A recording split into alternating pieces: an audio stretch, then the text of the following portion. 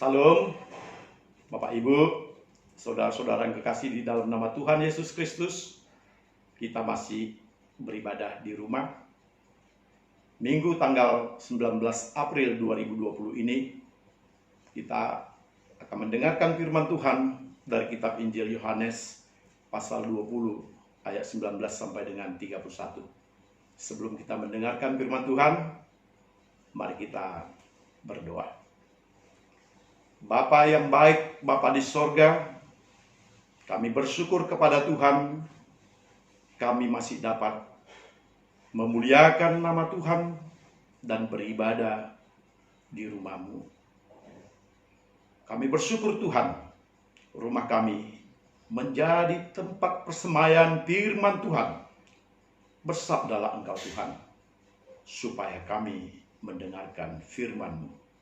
Di dalam nama Tuhan Yesus Kristus kami berdoa. Amin. Salam, Bapak dan Ibu, saudara-saudara. Firman Tuhan yang menjadi renungan kita pada minggu ini, Yohanes pasal 20 ayat 19 sampai dengan 31. Demikian firman Tuhan kepada kita.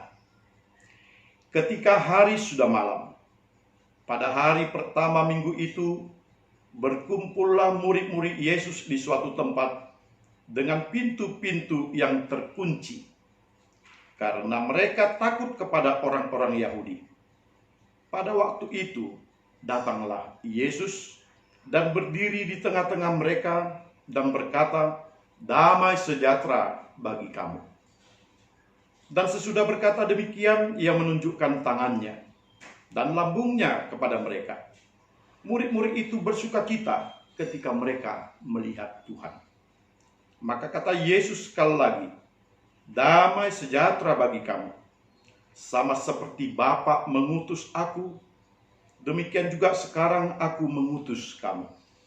Dan sesudah berkata demikian, ia menghembuskan mereka dan berkata, "Terimalah Roh Kudus. Jikalau kamu mengampuni dosa orang, dosanya diampuni. Dan jikalau kamu menyatakan dosa orang tetap ada, dosanya tetap ada." Tetapi Thomas, seorang dari ke-12 murid itu, yang disebut Didimus, tidak ada bersama-sama mereka ketika Yesus datang ke situ. Maka kata murid-murid yang lain itu kepadanya, "Kami telah melihat Tuhan." Tetapi Thomas berkata kepada mereka, "Sebelum aku melihat bekas paku pada tangannya, dan sebelum aku mencucukkan jariku ke dalam bekas paku itu, dan mencucukkan tanganku ke dalam lambungnya, sekali-kali aku tidak akan percaya." 8 hari kemudian, murid-murid Yesus berada kembali dalam rumah itu, dan Thomas bersama-sama dengan mereka. Sementara pintu-pintu terkunci, Yesus datang. Dan ia berdiri di tengah-tengah mereka dan berkata, "Damai sejahtera bagi kamu." Kemudian ia berkata kepada Thomas, "Taruhlah jarimu di sini, dan lihatlah tanganku. Ulurkanlah tanganmu dan cucukkan ke dalam lambungku. Dan jangan engkau tidak percaya lagi, melainkan percayalah." Thomas menjawab dia, "Ya Tuhanku dan Allahku." Kata Yesus kepadanya, "Karena engkau telah melihat aku, maka engkau percaya. Berbahagialah mereka yang tidak melihat, namun percaya." Memang masih banyak tanda-tanda yang dibuat Yesus di depan mata murid-muridnya yang tidak tercatat dalam kitab ini. Tetapi semua yang tercantum di sini telah dicatat, supaya kamu percaya bahwa Yesuslah Mesias, Anak Allah, dan supaya kamu oleh imanmu memperoleh hidup di dalam namanya. Amin. Bapak, Ibu, saudara-saudara yang kekasih di dalam nama Tuhan Yesus Kristus, kebangkitan Yesus yang telah terjadi pada awal minggu, yang telah dipersaksikan oleh Maria Magdalena, Yohanes, dan Simon Petrus, ternyata masih banyak belum dipercayai oleh murid-murid. Murid-murid masih bertanya-tanya di dalam hatinya. Benarkah Yesus sudah bangkit? Benarkah seperti kesaksian Yohanes yang percaya itu mengatakan Yesus telah bangkit? Atau seperti kesaksian Maria Magdalena yang melihat Yesus berkata kepadanya. Yesus yang memanggil namanya Maria. Dan Maria yang melihat itu adalah benar Yesus. Benarkah apa yang mereka lihat dan percayai tentang Yesus bangkit itu? Pertanyaan itu, saudara-saudara yang kekasih, terus berada di dalam pemikiran para murid-muridnya. Dan mereka tidak tenang. Mereka gelisah, bercampur aduk dengan situasi yang ada pada saat itu. Di mana pada waktu itu orang-orang Yahudi telah dihasut oleh majelis agama Yahudi. Di mana majelis agama Yahudi telah menyuruh para serdadu Romawi untuk menceritakan bahwa mayat Yesus telah diambil oleh murid-murid itu. Bapak, Ibu, saudara-saudara yang kekasih, kitab Injil Matius pasal 28 ayat 11 sampai dengan 15 telah menceritakan bagaimana imam-imam menyuap para serdadu untuk menyebarkan berita bahwa Yesus itu tidak bangkit. Tetapi Yesus dicuri mayatnya oleh murid-murid itu. Dan tentu saja ini akan menimbulkan kegaduhan yang besar. Dan akan menimbulkan kemarahan yang besar kepada murid-murid tersebut. Apalagi mereka 1-2 orang murid telah mempercayai bahwa Yesus telah bangkit dari kematiannya. Bapak, Ibu, saudara-saudara, di dalam ketakutan yang demikianlah mereka gelisah dan tidak tenang, dan mereka harus mendapatkan peneguhan tentang kebangkitan Yesus. Bapak, Ibu, firman Tuhan yang kita dengarkan ini meneguhkan berita kebangkitan itu yang sebenarnya. Yesus harus menyatakan bahwa apa yang dipercayai oleh Yohanes, apa yang dilihat oleh Maria, bukanlah berita gosip. Dan bukanlah sesuatu hal yang bersifat bohong, tetapi sesuatu yang nyata. Meskipun murid-murid belum melihat, sebetulnya Yesus menghendaki mereka percaya sebagaimana Dia telah bersabda ketika mereka bersama-sama, ketika mereka melayani bersama-sama. Yesus telah berkata, "Aku akan bangkit pada hari yang ketiga." Tetapi Bapak dan Ibu, kepercayaan kadang-kadang tidak dapat dipaksakan. Apalagi berdasarkan keyakinan. Keyakinan orang boleh berbeda.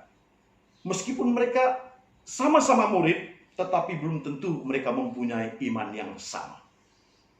Dan disinilah Yesus ingin agar mereka memiliki iman yang sama dan percaya bahwa kebangkitan Yesus bukanlah gosip dan bukanlah cerita bohong.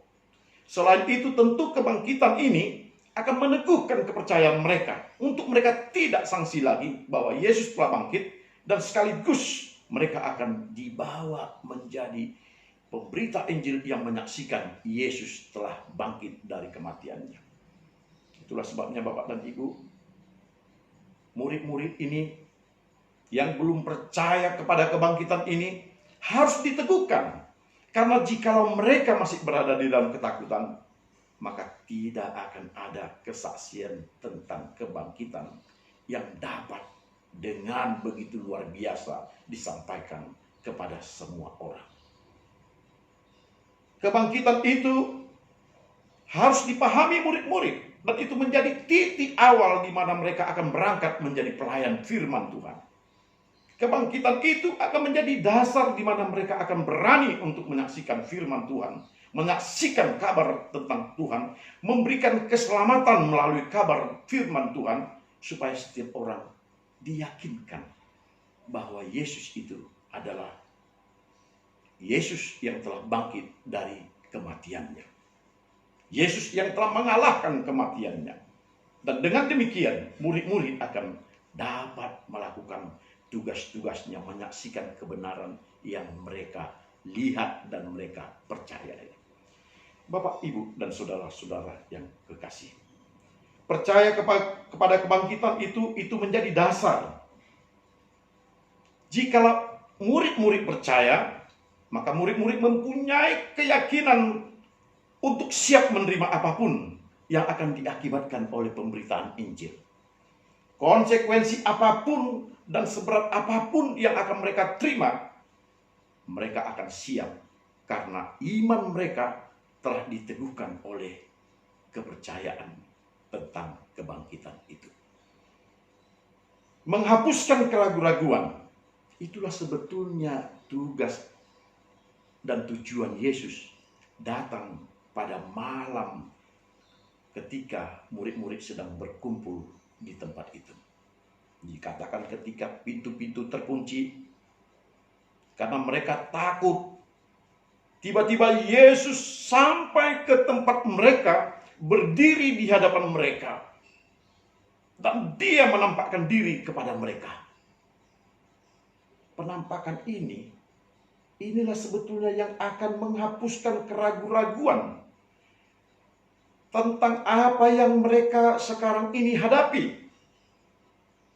Bahwa berita kebangkitan yang telah disampaikan oleh Yohanes, Petrus, dan Maria harus mereka saksikan sendiri supaya keraguan-raguan itu tidak ada lagi di dalam kehidupan mereka.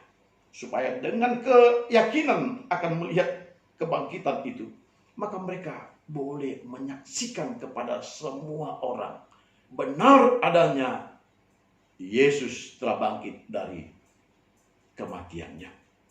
Bapak, Ibu, saudara-saudara yang kekasih, saya sungguh menikmati bagaimana Yesus tidak membiarkan murid-murid itu di dalam keraguan-raguannya, di dalam kesangsiannya.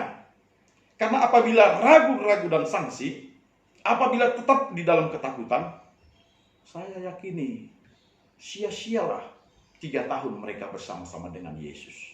Sia-sialah firman Tuhan yang mereka sudah dengar. Bahkan sia-sialah kesaksian yang telah dikatakan oleh Yesus bahwa dialah Mesias yang akan bangkit itu. Dan kehadiran Yesus menunjukkan bahwa Yesus tidak mau membiarkan murid-muridnya hidup di dalam kesia-siaan. Murid-murid harus menjadi pemberita Injil yang teguh. Murid-murid harus menyaksikan itu dengan keyakinan. Dan itu sekali lagi yang membuat Yesus harus hadir di tempat di mana murid-murid itu berkumpul. Yesus hadir dan menyampaikan damai sejahtera. Damai sejahtera bagi kami. Bapak dan Ibu, saudara-saudara yang kekasih, di dalam situasi ketakutan, Yesus menyampaikan damai sejahtera. Ini berarti Yesus ingin mengatakan kepada mereka, aku tidak meninggalkan kalian. Aku tidak akan membiarkan kalian. Aku akan memberikan kepada kalian kekuatan dan juga penyertaan di dalam menghadapi apapun yang kalian hadapi. Situasi ketakutan ini harus segera berganti. Karena situasi ketakutan itu akan mengakibatkan kehilangan harapan, akan mengakibatkan kehilangan gairah, bahkan mungkin berputus asa selama-lamanya. Dan Yesus tentu tidak menghendaki murid-murid mengalami yang semacam itu.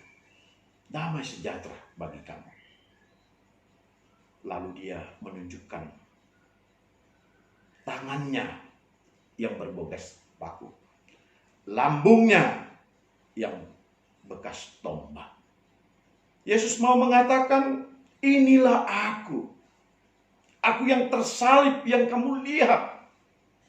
Inilah aku gurumu, Tuhanmu yang tersalib, dan aku bangkit dari kematian sebagaimana telah saya katakan kepada kamu sekalian.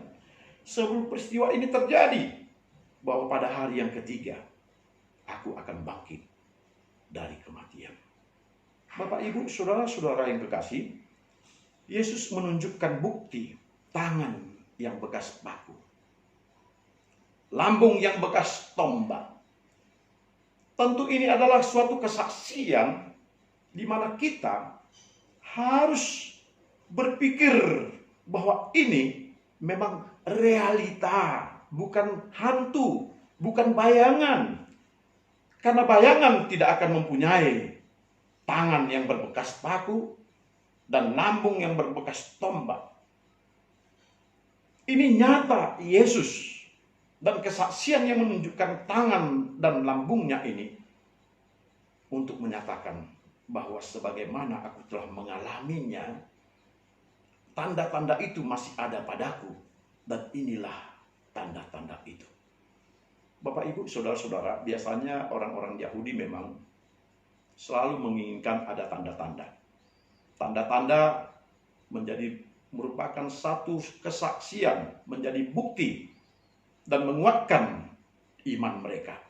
Dan Yesus tahu murid-murid ini juga mungkin pada saat itu harus ditunjukkan tanda-tanda supaya mereka diteguhkan, dikuatkan iman mereka. Bapak, Ibu, saudara-saudara yang kekasih, murid-murid yang telah bertemu dengan Yesus itu sekarang menjadi tenang. Dikatakan di dalam firman ini, ketika Yesus telah ada bersama dengan mereka, maka murid-murid itu menjadi sukacita melihat Tuhan.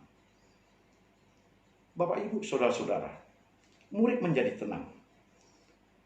Ketenangan biasanya karena kita yakin ada yang memegang kita. Ketenangan biasanya karena ada yang menjamin kita. Ketenangan itu biasanya karena kita tahu kita bersama dengan orang yang telah menjamin kita untuk tidak mengalami masalah apapun. Karena orang yang menjamin kita itu siap sedia untuk membela kita, siap sedia untuk merangkul kita, siap sedia untuk melindungi kita. Ketenangan itulah yang dirasakan oleh murid-murid. Bapak, Ibu, saudara-saudara yang kekasih, bagi kita yang percaya kepada kebangkitan, kita sebenarnya tidak perlu takut lagi, tidak perlu gelisah lagi tentang apapun. Karena Yesus hadir bersama dengan kita. Dan di dalam kebangkitannya kita mempercayai bahwa Dia telah memberikan kepada kita damai sejahtera. Damai yang tidak diberikan oleh dunia ini. Damai dari surga. Damai yang kekal abadi selamanya. Damai yang diberikan oleh pencipta kita. Tentu damai itu akan memberikan kepada kita suatu keberanian juga. Keberanian untuk mengikut Dia dan meneladani apa yang Dia lakukan. Keberanian untuk bersaksi tentang Dia. Itu sebabnya Yesus mengatakan, sekarang sama seperti Bapa mengutus aku, demikianlah aku mengutus kamu. Kebangkitan itu menjadi suatu motivasi bagi kita bahwa kita pun harus menyatakan berita kebangkitan kepada semua orang. Supaya orang-orang yang mungkin berada di dalam ketakutan, baik itu takut tentang hidupnya, takut tentang ekonominya, takut tentang masa depannya, takut tentang segala sesuatu, sehingga dia menjadi fobia menghadapi hidup ini. Dengan kehadiran Yesus, dia boleh diteguhkan dan dikuatkan. Murid-murid menjadi tenang. Murid-murid menjadi sukacita. Dan itu sebabnya mereka ketika Yesus mengutus mereka, mereka siap untuk diutus kemanapun. Orang yang percaya, maka dia dipenuhi dengan Roh Kudus. Dan Yesus mengatakan, terimalah Roh Kudus. Orang yang dipenuhi Roh Kudus menjadi pemberita Injil yang akan membawakan berita keselamatan dan juga berita pengampunan kepada dunia ini. Itu sebabnya dikatakan oleh Yesus bahwa jikalau engkau mengampuni dosa orang, dosanya diampuni. Dan jikalau kamu menyatakan dosa orang tetap ada, dosanya tetap ada. Artinya kita diberikan kuasa untuk menyampaikan anugerah keselamatan kepada setiap orang. Melalui kita diberikan suatu jalan untuk merangkul banyak orang yang ada di dalam dosa, membawa mereka kepada Yesus, sehingga dosa mereka diampuni oleh Yesus. Bapak, Ibu, saudara-saudara yang kekasih, menjadi saksi tentang Yesus yang bangkit, ini membuat kita mempunyai keberanian bahwa memang Yesus menginginkan semua orang dapat percaya kepada kebangkitan sehingga terbebas dari ketakutan.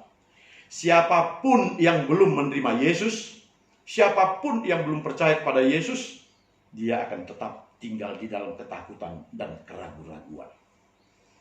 Saudara-saudara yang terkasih, kita melihat Thomas yang disebut dengan Didimus. Ketika itu Thomas tidak ada bersama dengan murid-murid itu. Thomas mungkin ada di tempat yang lain oleh karena dia kecewa tentang Yesus yang telah mati itu. Mungkin dia kecewa berakhir sudah riwayat dan kisah Yesus di kayu salib. Dan dia menjauh mungkin 1 minggu itu. Dan di dalam 1 minggu itu, Thomas tidak memiliki iman percaya kepada Yesus yang telah bangkit.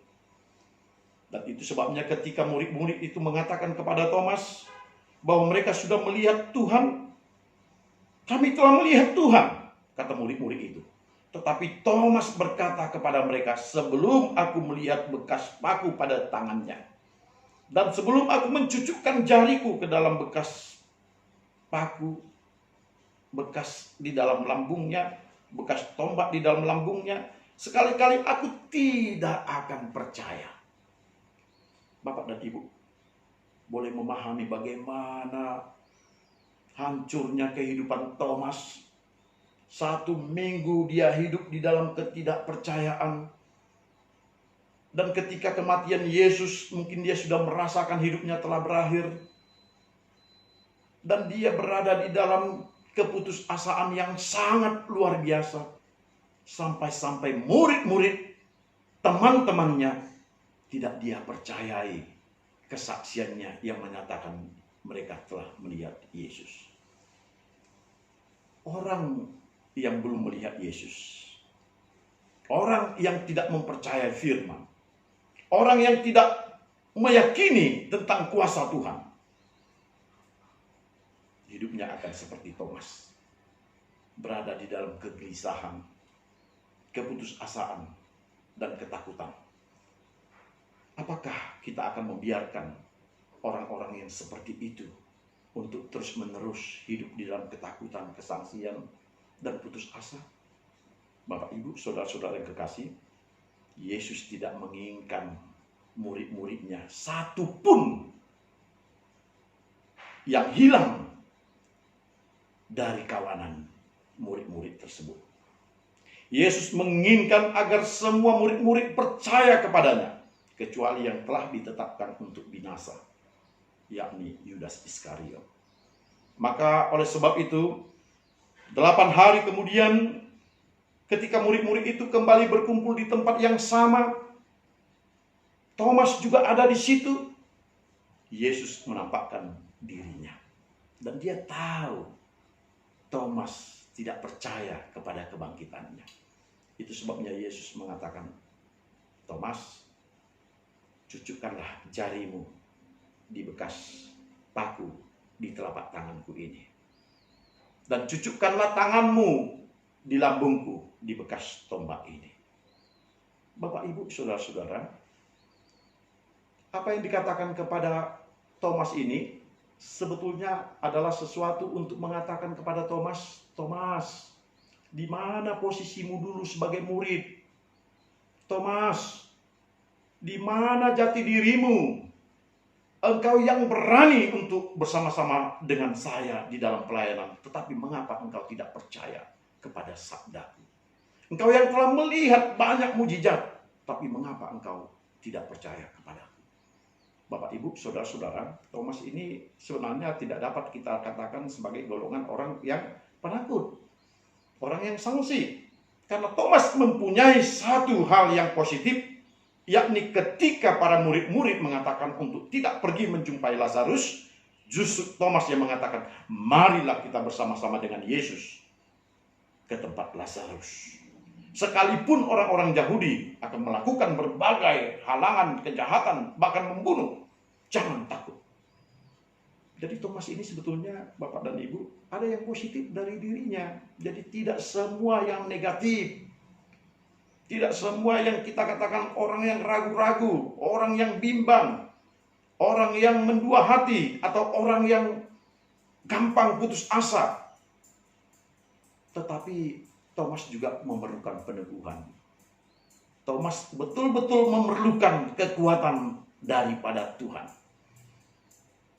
Dan itu sebabnya Tuhan tidak mau membiarkan Thomas berada di dalam keadaannya yang serba bimbang dan takut.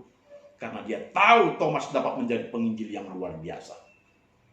Bapak, Ibu, saudara-saudara, setelah dia katakan, taruhlah jarimu di sini dan taruh tanganmu di sini, Thomas langsung berkata, ya Tuhanku, ya Allahku.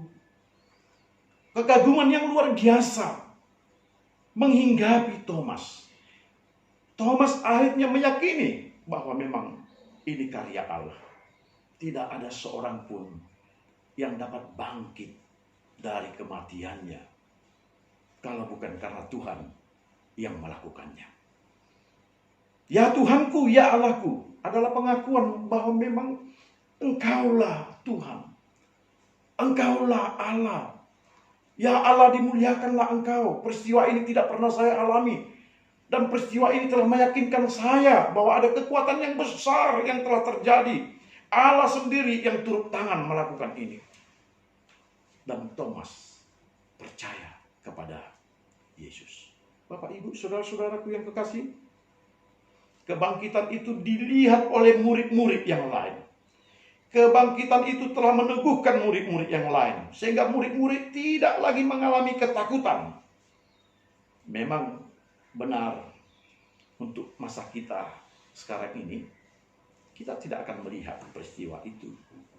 Tetapi Yesus juga sudah berpesan, berbahagialah orang yang percaya meski tidak melihat. Ada sesuatu hal yang menjadi tingkatan kualitas iman. Kita percaya kepada firman-Nya. Kita percaya kepada sabdanya. Kita percaya apa yang dikatakannya. Itu cukup untuk kita menerima Yesus. Dan itu cukup untuk meyakini bahwa Yesus itu sungguh bangkit seperti yang dia katakan. Bapak, Ibu, saudara-saudara, tentang kebahagiaan orang yang percaya meski tidak dilihat juga dikisahkan oleh 1 Petrus pasal 3 ayat 8-9. Bersukacitalah mereka yang percaya meski tidak melihat. Berbahagialah dia yang percaya kepada Tuhan karena dia telah mendapatkan keselamatan jiwa. Bersukacitalah dia oleh karena dia bagian daripada anak-anak Allah. Dan berbahagialah dia oleh karena kesaksiannya akan menyebar kemana-mana. Orang yang percaya kepada kebangkitan berani bersaksi tentang Yesus yang bangkit itu. Bapak, Ibu, saudara-saudara yang kasih, kita telah menerima kebangkitan Yesus dari pembacaan firman kita, dari sabda yang kita dengarkan. Tentu cerita ini tidak hanya berakhir di atas teks Alkitab. Cerita ini harus menjadi cerita yang berkesinambungan, yang selama-lamanya dari generasi ke generasi. Dan orang yang percaya harus menuturkannya kembali berulang-ulang. Saya berharap kisah kebangkitan Yesus ini menjadi semangat bagi kita dan menjadi dorongan bagi kita untuk kita mengabarkannya supaya orang yang dalam putus asa bisa diteguhkan imannya. Karena kebangkitan itu mustahil bagi dunia, tetapi pasti bagi Allah. Itu sebabnya juga persoalan kita yang mustahil dituntaskan dunia tidak mustahil bagi Allah. Apapun yang jadi masalah kita, seberapa besar pun ketakutan kita, bagaimanapun kita berada di dalam kesulitan, Yesus akan memberikan kepada kita solusi yang baik dan sekaligus menjawab semua permasalahan kita, memberikan kepada kita kelegaan jiwa. Bapak, Ibu, saudara-saudara yang terkasih,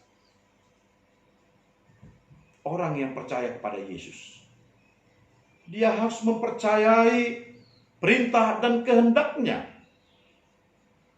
dan dia harus melakukan, menuruti apa yang diperintahkan oleh Tuhan. Yang kedua, dia juga harus mau hidup di dalam buah-buah roh. Jangan lagi melakukan kejahatan-kejahatan, tetapi mari bimbing semua keluarga, masyarakat agar dapat berperilaku yang baik, agar dapat saling mengasihi, dan tentu saja agar mereka boleh percaya kepada Yesus sebagai jalan keselamatan. Orang yang percaya akan kebangkitan, dia juga harus menyalipkan dirinya dari keinginan-keinginan daging. Dia harus menyalipkan hawa nafsunya, dan dia harus mengatakan bahwa dirinya bukan lagi egonya, tetapi harus kehendak Allah yang menguasai hidupnya. Pada masa kini, ketika kita mengalami pandemi global COVID-19 ini, sekalipun kita masih beribadah di rumah, Bapak dan Ibu, kita juga harus jadi berkat bagi orang banyak. Sekalipun kita berada di rumah, stay at home, tetapi kita masih bisa bekerja dari rumah. Tentu banyak yang bisa kita lakukan untuk kita menjadi berkat bagi semua orang. Dari rumah, kita bisa menyampaikan berita baik kepada semua orang. Seperti yang sekarang ini kita bersama-sama menikmatinya. Dari rumah kita bisa melakukan kebaikan kepada keluarga kita. Saling menjaga kerukunan, saling menasihati, saling mendoakan, saling membimbing. Dari rumah kita juga boleh memberikan semangat kepada masyarakat, agar masyarakat bersama-sama semangat mengatasi masalah COVID-19 ini. Dari rumah kita bisa menyampaikan, mari jaga kesehatan masing-masing. Hindari untuk berkerumun, hindari untuk kita menderita oleh COVID-19 ini. Bapak dan Ibu, kepatuhan kita kepada pemerintah untuk menuntaskan COVID-19 ini agar segera berhenti, ini juga menjadi bagian daripada kepatuhan kita kepada firman Allah. Kita perlu untuk mendukung tugas-tugas pemerintah kita agar kiranya segera berakhir COVID-19 di negeri yang kita cintai ini. Dan ini menjadi bagian bahwa kita telah menuntaskan tugas kita sebagai pekabar Injil yang memberitakan firman Tuhan dan juga mengasihi sesama kita manusia. Kiranya Tuhan memberkati kita. Salam. Mari kita berdoa. Bapa di sorga, Bapa di dalam nama Tuhan Yesus Kristus, kami bersyukur kepada Tuhan yang memberikan firman-Mu kepada kami. Kami yakini bahwa Yesus memang telah bangkit, dan Dia memberikan sukacita kepada setiap orang yang bertemu dengannya. Ya Tuhan, biarlah kami boleh diyakini kami tidak ditinggalkan oleh Tuhan di dalam kesendirian kami. Kami boleh yakini meskipun masa-masa wabah pandemi COVID-19 ini, tetapi Engkau tidak meninggalkan kami. Bantulah pemerintahan kami ini Tuhan, untuk menuntaskan masalah COVID-19 ini agar segera berhenti dan kami dapat hidup normal kembali Tuhan. Dan kiranya Engkau memberkati semua masyarakat di Indonesia agar mendukung cara, upaya dari pemerintahan kami. Biarlah Bapa, sekalipun kami masih di rumah saja, tetapi dari rumah kami boleh melakukan tugas-tugas kami, dan dari rumah kami boleh saling berbagi, saling mengasihi. Kiranya firman-Mu menjadi berkat bagi kami. Di dalam nama Yesus kami berdoa. Amin.